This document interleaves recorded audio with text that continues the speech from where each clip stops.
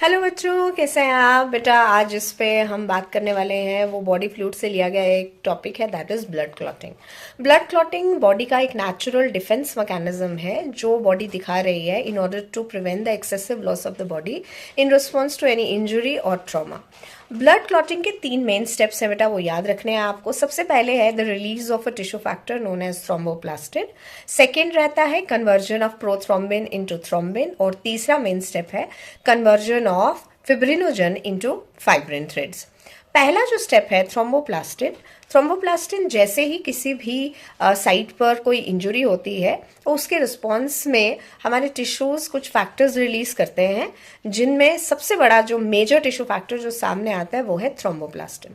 Thromboplastin जैसे ही release होता है उसके बाद बहुत सारे इनएक्टिवेटेड स्टेट पे जो प्लाज्मा के प्रोटीन्स हैं वो सामने आते हैं, जिसमें से एक बड़ा एंजाइम कॉम्प्लेक्स बनता है जिसे हम थ्रोम्बोकाइनेस कहते हैं।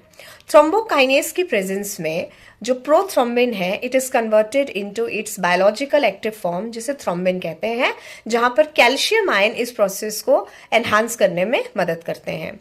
तीसरे स्टेप में जैसे ही थ्रोम्बिन बनकर तैयार होता है, थ्रोम्बिन भी एक एंजाइम की तरह ही काम करेगा जो आपके प्लाज्मा में एक बड़ा प्रोटीन है क्लॉटिंग का जिसे हम फिब्रिनोजन बोलते हैं, उसको कैल्शियम आयन की प्रेजेंस में कन्वर्ट कर देता है इनटू फाइब्रिन।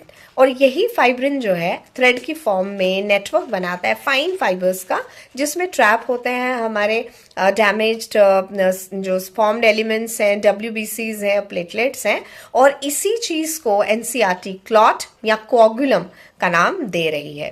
कुछ एक्स्ट्रा पॉइंट्स भी नीट में पूछे जा सकते हैं, जैसे ह्यूमंस में how many number of clotting factors are present. तो याद रखिए ह्यूमन बॉडी में 13 क्लॉटिंग फैक्टर्स रहते हैं। सेकेंड, ये सारे के सारे मेजॉरिटी क्लॉटिंग फैक्टर कहाँ बनाए जाते हैं? तो याद रखिए ये सारे के सारे जो क्लॉटिंग फैक्टर्स हैं वो मेनली लिवर में प्रोड्यूस किए जाते हैं। पूरी की पूरी ब्लड क्लॉटिंग के मैकेनिज्म में एक आयन का बहुत इंपॉर्टेंट रोल एनसीईआरटी भी उसे मेंशन करती है और उसका नाम कैल्शियम रखा गया है।